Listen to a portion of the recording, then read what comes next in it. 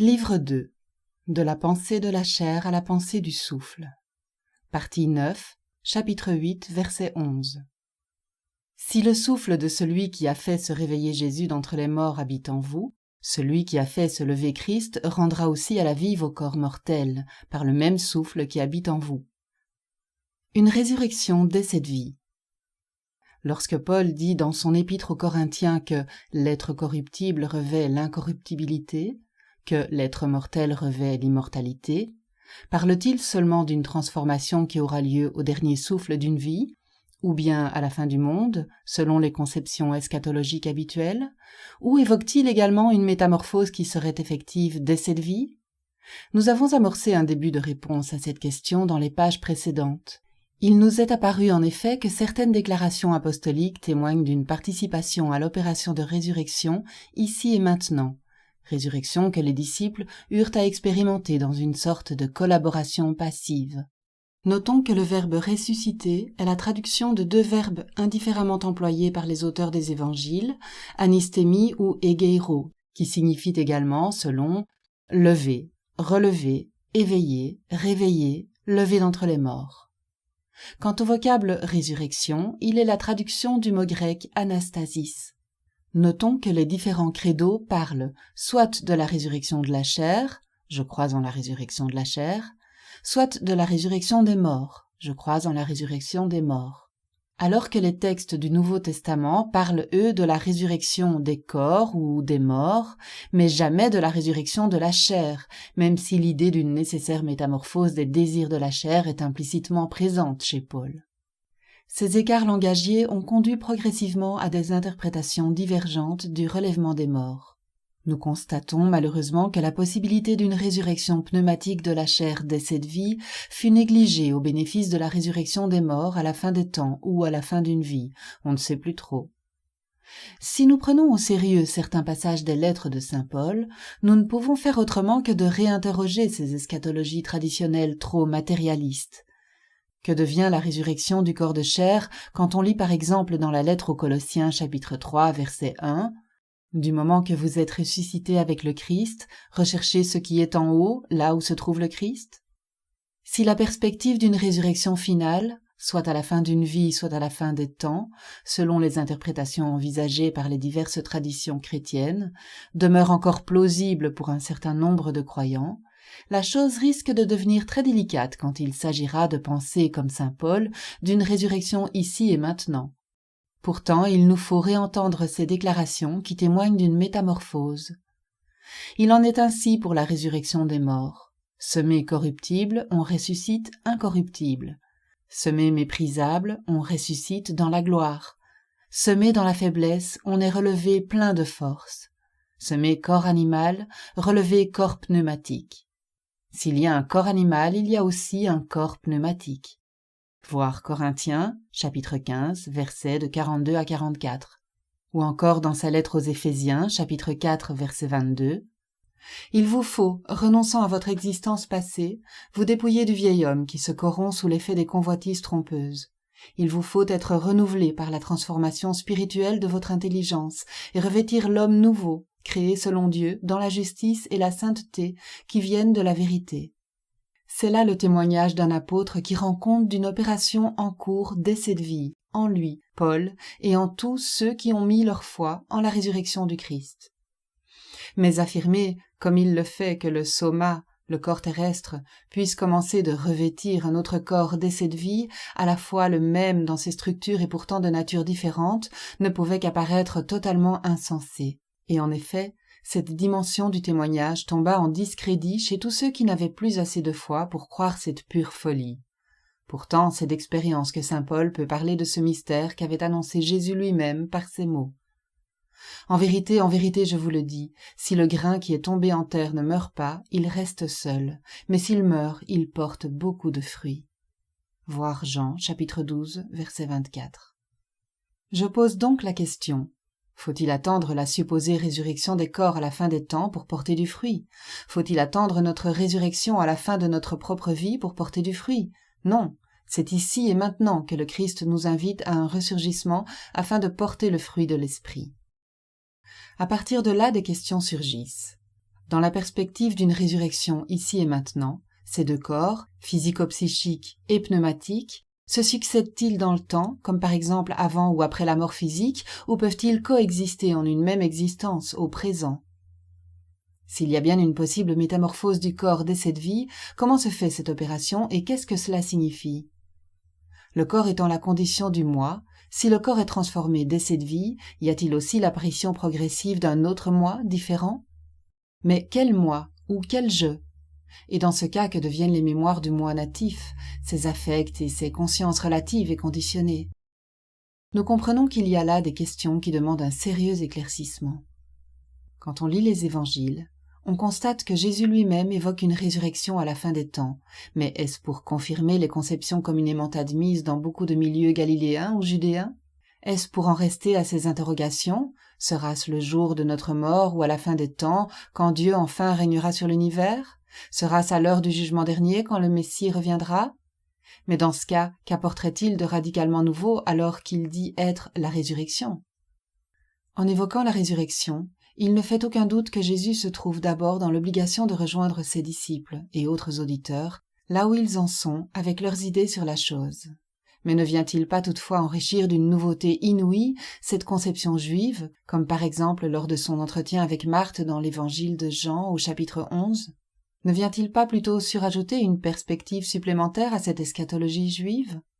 Le véritablement inouï, nous l'entendons de la bouche même de Jésus dans sa réponse faite aux religieux sadducéens qui voulaient le prendre en défaut sur la résurrection parce qu'eux-mêmes n'y croyaient pas. Ils lui demandèrent en effet quel mari pourra bien prendre une femme à la résurrection des morts alors qu'elle a eu durant sa vie 7 maris, tous morts et sans descendance, des maris qui étaient aussi des frères. Jésus répond ceci selon l'évangile de Marc au chapitre 12 versets de 24 à 25. N'est-ce point parce que vous ne connaissez ni les Écritures ni la puissance de Dieu que vous êtes dans l'erreur? En effet, quand on ressuscite d'entre les morts, on ne prend ni femme ni mari, mais on est comme des anges dans les cieux. Si Jésus affirme ici que ses interlocuteurs ne connaissent ni les Écritures ni la puissance de Dieu, ce qui revient à leur dire qu'ils n'ont pas de réelle participation à l'Esprit Saint, il apporte une réponse décalée comme à chaque fois et ne semble pas vraiment trancher la question qui est la nôtre, à savoir, est-ce que la résurrection a lieu à la fin des temps ou est-ce qu'elle commence dès cette vie? Saint Luc, traitant de la même scène dans son évangile au chapitre 20, versets de 34 à 36, rajoute quelques précisions très utiles pour notre proposition, car il lui fait dire ceci. Ceux qui appartiennent à ce monde prennent femme ou mari, mais ceux qui sont jugés dignes d'avoir part au monde à venir et à la résurrection des morts ne prennent ni femme ni mari. C'est qu'ils ne peuvent plus mourir, car ils sont pareils aux anges. Ils sont fils de Dieu puisqu'ils sont fils de la résurrection. Lecture proposée du témoin singulier. Que signifie ici ceux qui appartiennent à ce monde? Tout simplement ceux qui vivent encore et complètement sous l'emprise de la chair. Ils prennent femme ou mari sans cette chasteté spirituelle qui est don libre de toute emprise, toute possession, toute revendication. Chez ceux qui appartiennent au monde, agapé, l'amour véritable et chaste, n'est pas le moteur de leurs actes, malgré toute leur bonne volonté morale ou l'intensité de leur amour. Là aussi, il est possible de mettre en perspective critique ces chastetés volontaires qui, bien qu'ayant des allures de spiritualité, ne sont d'aucune utilité pour combattre les revendications de la chair. Voir Colossiens, chapitre 2, versets de 20 à 23. Que signifie « ceux qui sont jugés dignes d'avoir part au monde à venir et à la résurrection des morts » ? Il s'agit de ceux qui, ayant été appelés par Dieu, ont répondu à son appel. Et, ayant répondu par la foi, ils sont régénérés et deviennent les prémices d'une nouvelle terre et de nouveaux cieux. Ils sont en effet, dès cette vie, introduits progressivement dans l'espace source de la création nouvelle. Leur vie, en cours de résurrection, se nourrit désormais de motivations christiques. Dans une énergie nouvelle, ils ne font plus partie des morts spirituels. Ils sentent la vie travailler en eux. Ils se savent vivants. Ils ne veulent rien réduire de la puissance qui les habite, ni en eux, ni dans les autres. Pourtant ils sont chastes, car ils ne revendiquent pas leur part de jouissance. C'est pourquoi, qu'ils prennent femme ou mari, ou bien qu'ils participent à la vie des êtres et du monde comme il va, ce ne sera pas à la façon de ceux qui sont sous l'emprise de la chair. Ce don reçu est devenu premier. Ils ne consomment plus. Ils se consument et ils servent. Ils donnent de quoi vivre et tout le reste sans compter forcément retour, car ils sont nés du vivant et ne savent rien d'autre. Certes, ils demeurent imparfaits, mais autrement qu'auparavant. Ceci est à comprendre dans la seule dimension pneumatique, car il ne faudrait surtout pas faire de ces paroles une norme morale, ce qui reviendrait à réduire la dimension spirituelle de ces propos à une dimension mondaine et matérialiste, et le sexe au mal. Or le sexe aussi peut servir la chasteté et la vie quand il n'est plus seulement chose matière et pulsion physique, mais offre, en situation ici et maintenant, de faire la vérité de la relation à l'autre et ou devient réparation. Comprenne qui pourra. Que signifie « ils ne peuvent plus mourir, ils sont pareils aux anges ». D'ailleurs, s'ils ne peuvent plus mourir, c'est qu'ils ne sont pas encore morts. S'ils ne peuvent plus mourir, c'est parce qu'ils sont dès cette vie passés de la vie morte, fondée sur la pensée charnelle du corps psychique, psuké, à la vie vivante en Dieu, zoé, celle-là même qui éveille le corps pneumatique en dessous pour y générer la pensée du souffle. Et que sont les anges sinon des corps pneumatiques ou spirituels? Nous y reviendrons. Que signifie « ils sont fils de Dieu puisqu'ils sont fils de la résurrection ». Ils sont fils de la résurrection tout simplement parce que la résurrection est déjà à l'œuvre en eux dès cette vie. Et ils sont fils de Dieu tout simplement parce que la régénération de leur corps de chair est le fruit de la volonté de Dieu leur Père. Mais la réponse de Jésus ne s'arrête pas là. Il rajoute ensuite en Marc, chapitre 12, verset 27, « Quant au fait que les morts doivent ressusciter, n'avez-vous pas lu dans le livre de Moïse, au récit du buisson ardent, comment Dieu lui dit « Je suis le Dieu d'Abraham, le Dieu d'Isaac et le Dieu de Jacob » Il n'est pas le Dieu des morts, mais des vivants. Vous êtes complètement dans l'erreur. Saint Luc nous montre, dans son évangile, certains scribes et pharisiens qui, croyant en la résurrection des morts à la fin des temps, paraissent assez satisfaits des réponses de Jésus. Comme il y avait un vif débat sur le sujet entre sadducéens et pharisiens, ils pensaient que Jésus leur donnait raison. Pourtant nous comprenons qu'ils sont eux aussi dans le malentendu. Pour Jésus, les deux factions sont dans l'erreur. Alors qu'entendre quand il dit que Dieu est le Dieu des vivants et non des morts?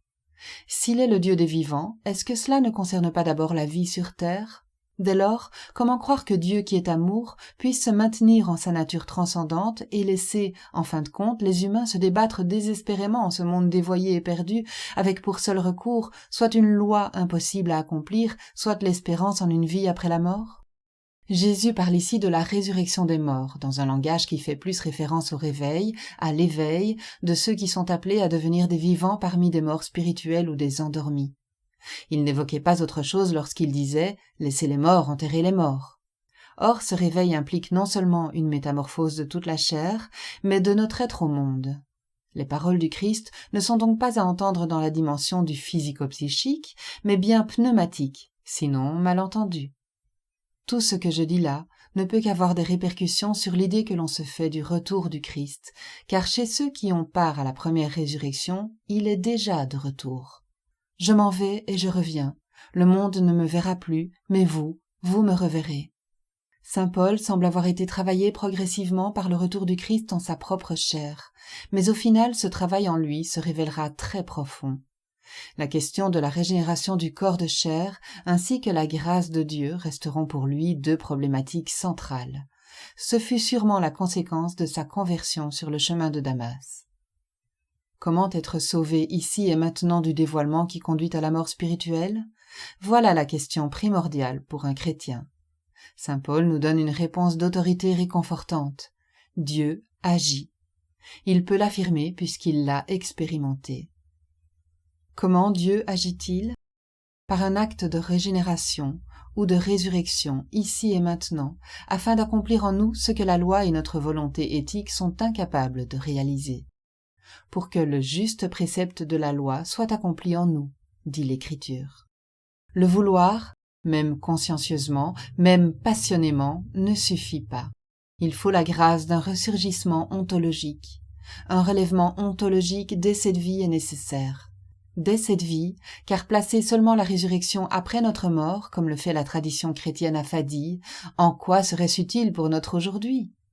Pourquoi Dieu agit-il malgré tout envers une humanité qui s'est détournée de lui? Par pur amour et par pure grâce, disent les témoins christiques. Se pose ici une question sérieuse. Comment des témoins pourraient-ils témoigner sérieusement de la résurrection, du réveil, du relèvement, de la mutation, sans y avoir encore eu part personnellement? Ils parleraient sans savoir de quoi ils parlent, et cela s'entendrait. Ce serait comme vendre un produit en toute bonne foi alors qu'on n'y a jamais goûté. Ce serait une sorte d'imposture naïve, et cela s'entendrait, et s'entend.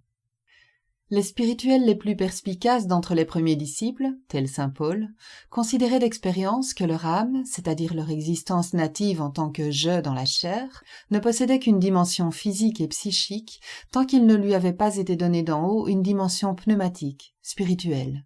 C'est pourquoi l'on trouve dans les lettres de saint Paul cet écart entre une conception de la résurrection pour la fin des temps, conception qui était son point de contact avec les disciples ayant encore besoin de lait, là où ils en étaient, avec leur mentalité, et celle d'une résurrection ici et maintenant pour ceux qui, parvenus à la maturité en Christ, par leur foi, avaient été jugés dignes d'avoir part au monde à venir, ainsi qu'à la résurrection des morts dès cette vie. D'où ce propos déjà cité, Éphésiens, chapitre 2, versets de 4 à 7. À cause du grand amour dont il nous a aimés, alors que nous étions morts à cause de nos fautes, il nous a donné la vie avec le Christ. C'est par grâce que vous êtes sauvés. Avec lui, il nous a ressuscités et fait asseoir dans les cieux, en Jésus-Christ. Ainsi, par sa bonté pour nous en Jésus-Christ, il a voulu montrer dans les siècles à venir l'incomparable richesse de sa grâce.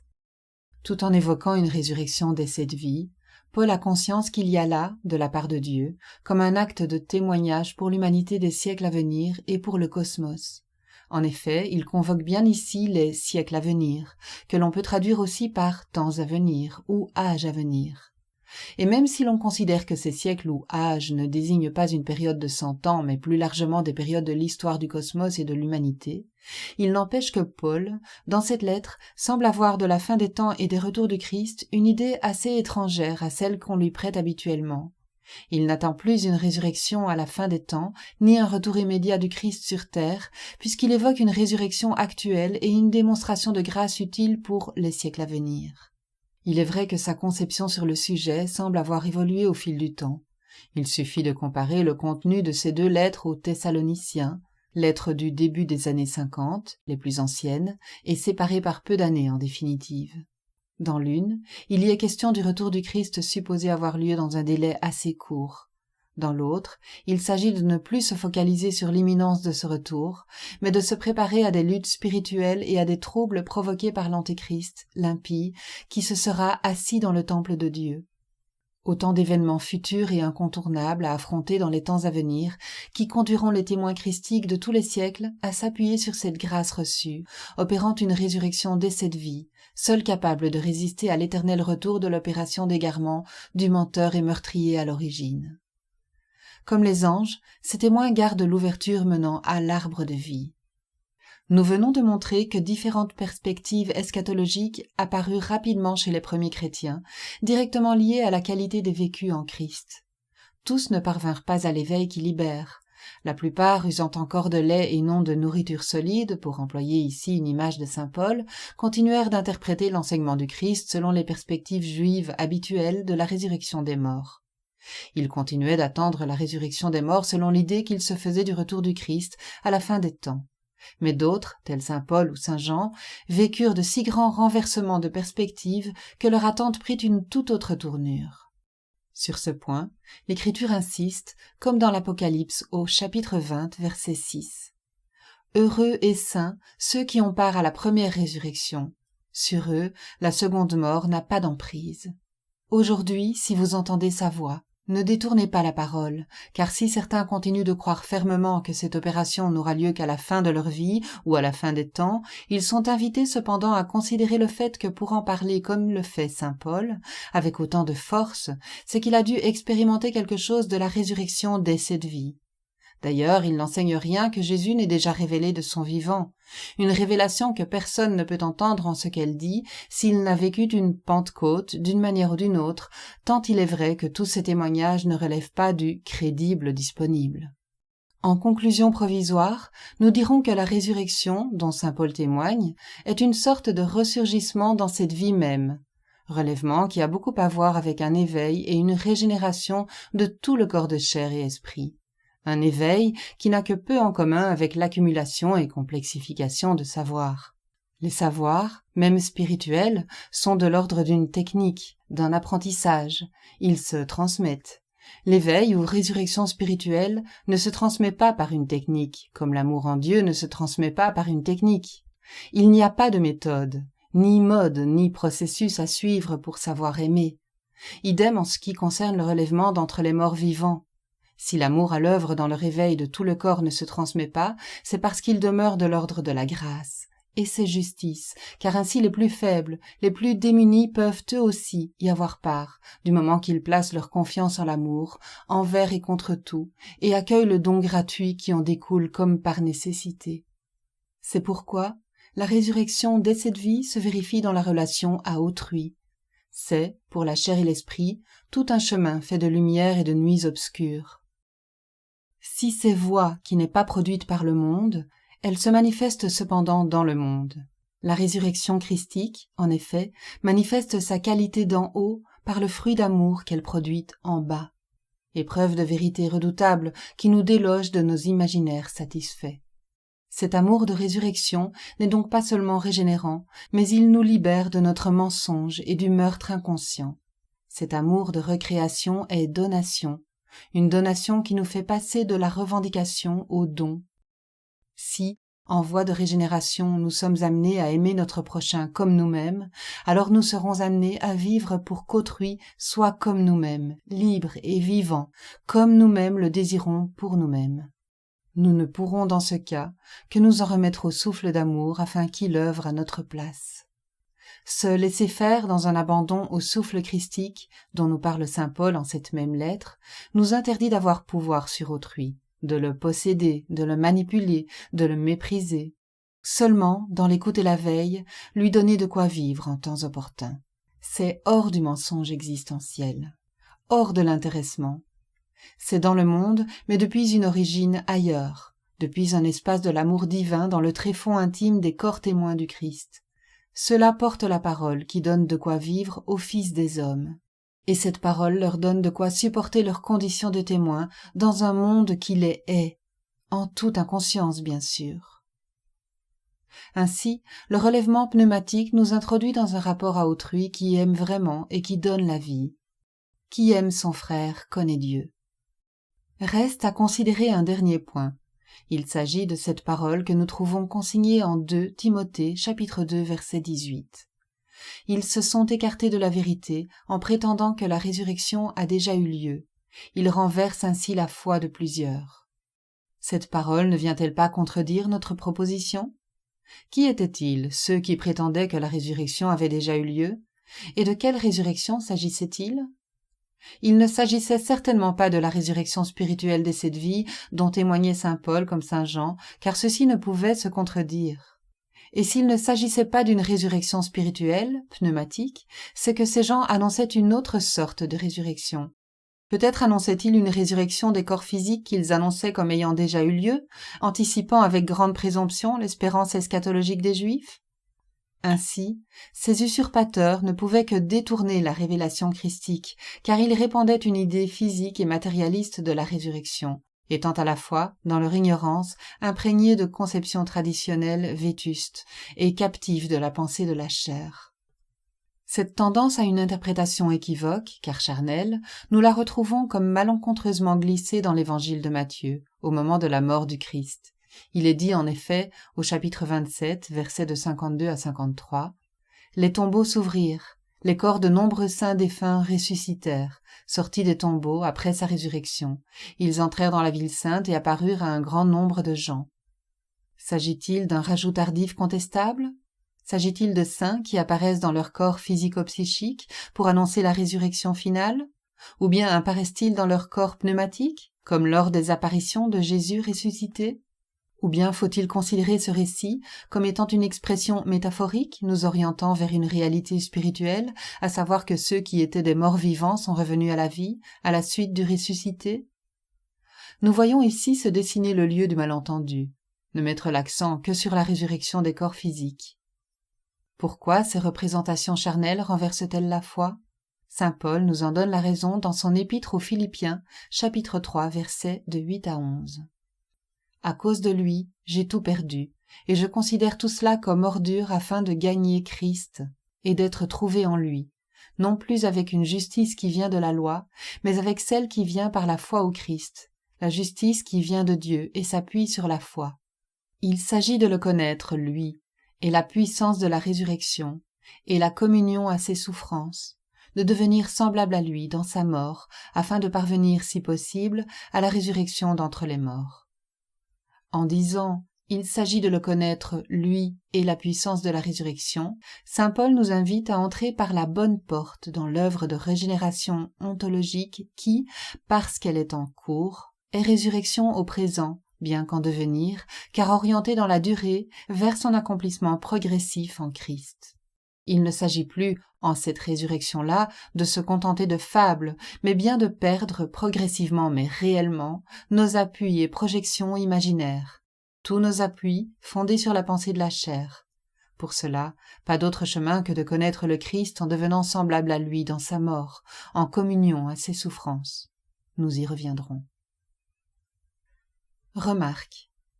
Beaucoup de spécialistes s'accordent aujourd'hui pour dire que la religion des Juifs aurait subi l'influence de la spiritualité de Zoroastre, ceci depuis l'époque de leur captivité à Babylone jusqu'à leur libération par les Perses et leur retour d'exil, donc entre le VIe et Ve siècle avant Jésus-Christ.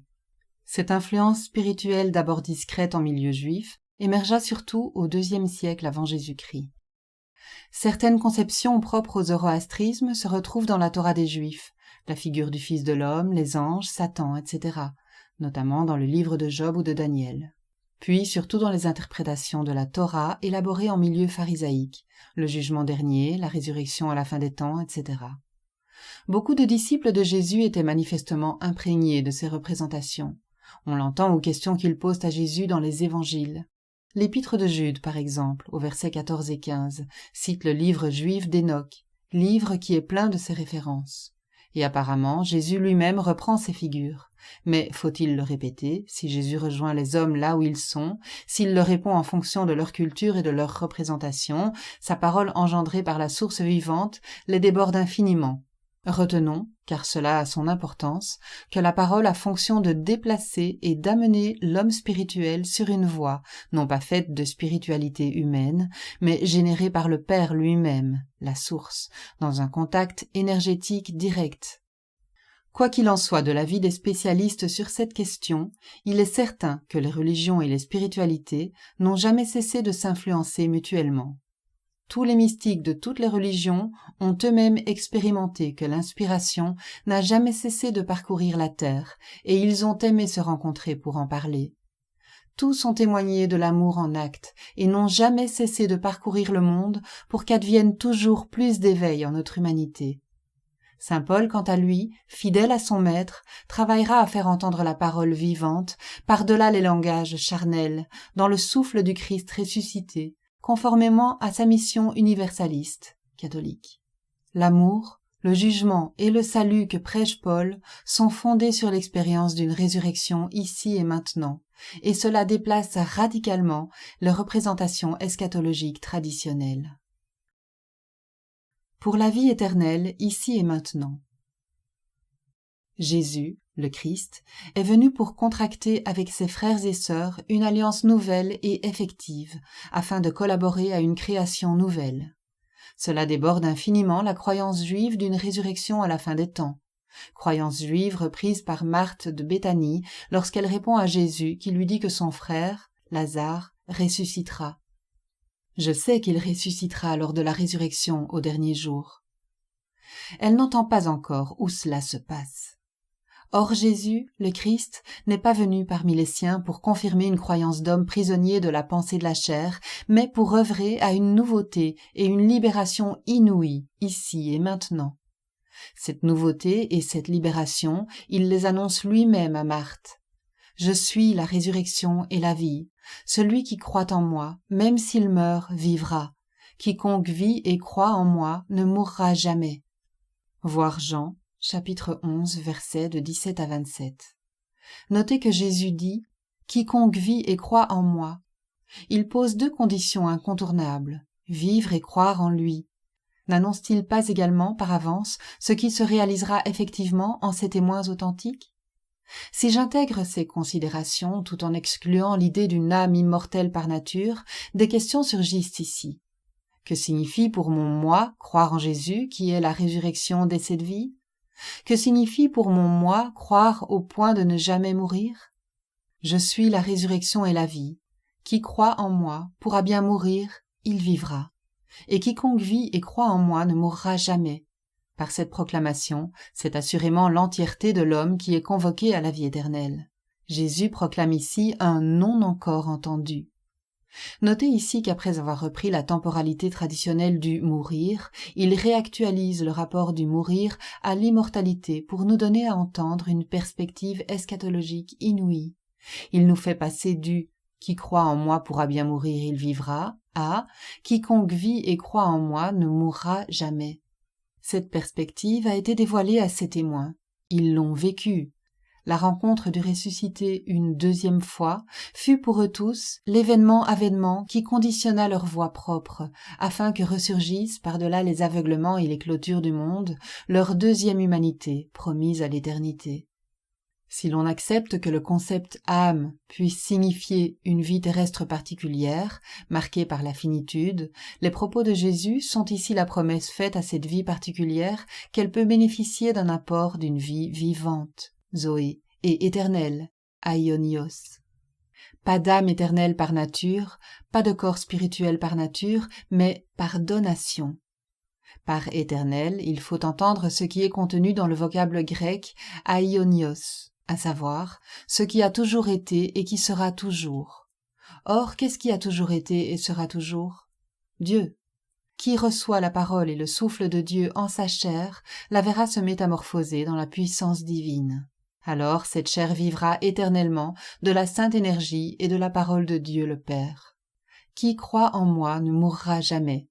Qui croit en moi entre dans cette vie vivante qui a toujours été et qui sera toujours. Or, qui entre dans cette vie qui a toujours été et qui sera toujours, y adhère au présent. Et qui adhère au présent à cette vie qui a toujours été et qui sera toujours, expérimente la régénération progressive de son corps de chair dès cette vie terrestre. Et qui expérimente la régénération de son corps de chair dès cette vie terrestre, constate également la métamorphose en cours de son moi natif, puisque, comme nous l'avons vu, il n'y a pas de corps sans moi, ni de moi sans corps. Ainsi, celui-là vit aussi d'un ailleurs de notre temporalité habituelle, qui l'oblige désormais à faire la distinction entre son moi natif et un moi pérenne, plus vaste et plus profond. C'est comme s'il y avait désormais en lui 2 origines, 2 mémoires et 2 passés. Cela signifie plus généralement qu'il existe pour tout moi natif et ses désirs la possibilité de goûter à une vie pérenne qui ne relèverait plus des motivations de la vie terrestre. Car nous l'avons vu plus haut, saint Paul annonce que ce qui est corruptible doit revêtir l'incorruptibilité et ce qui est mortel doit revêtir l'immortalité. Et cette opération divine peut commencer pour chacun dès cette vie, si nous admettons que la nouvelle alliance est désormais effective et qu'elle concerne notre aujourd'hui à tous. Or, la nouvelle alliance en acte, c'est manger la chair du Christ et boire son sang. De quoi, en définitive, témoignent les témoins christiques? En ce qui les concerne, les paroles de Jésus disant « Prenez et mangez, car ceci est mon corps, le mien », ils savent d'expérience qu'elles sont accomplies en eux. Ils se nourrissent du corps et du sang du Christ grâce à l'opération du pneuma saint. Qu'est-ce que cela signifie au juste? Si, après le dévoiement, l'humanité, Ève et Adam, fut contrainte de survivre en ne comptant que sur le pneuma divin qui soutenait son souffle et son corps de créature voué à la mort, le Christ, lui, vécut d'un plus de pneuma. Le même pneuma de Dieu, mais un pneuma augmenté de sainteté et de rayonnement en sa chair et son sang. Il retrouva la voie pour vivre de ce souffle éternel de sanctification et l'offrit à l'humanité. Ainsi, pour un témoin christique, être introduit dans l'alliance nouvelle, c'est avoir part à la voie retrouvée, c'est avoir part à ce pneuma sanctifiant qui relève sa vie d'entre les morts vivants, c'est expérimenter un corps de chair en voie de régénération, Un corps dont les éléments constituant ses tendances et ses identités sont progressivement pneumatisés et sanctifiés par le pneuma saint qui demeure éternellement avec Christ. Les témoins nous disent que leur corps et leur vie, âme, ne doivent leur salut qu'en proportion du lien qu'ils entretiennent avec le pneuma de Dieu, l'énergie divine, et avec sa parole. Ainsi la vie éternelle n'est rien d'autre que la vie vivante, Zoé, dans l'intensité sainte et lumineuse du souffle du Christ. Pour saint Paul, comme pour saint Jean, cela commence ici-bas, une résurrection ici et maintenant pour une vie éternelle ici et maintenant. Qui connaît Dieu a la vie éternelle, nous dit Jésus dans l'évangile de Jean. Qui rencontre Dieu et l'accueille aura part à la recréation véritable, disent les témoins. Et celui qui y aura part connaîtra le Fils de Dieu. Mais nul ne peut rencontrer et connaître le Fils de Dieu sans l'intervention du pneuma agion, le souffle de consécration, le souffle du Christ, l'Esprit Saint.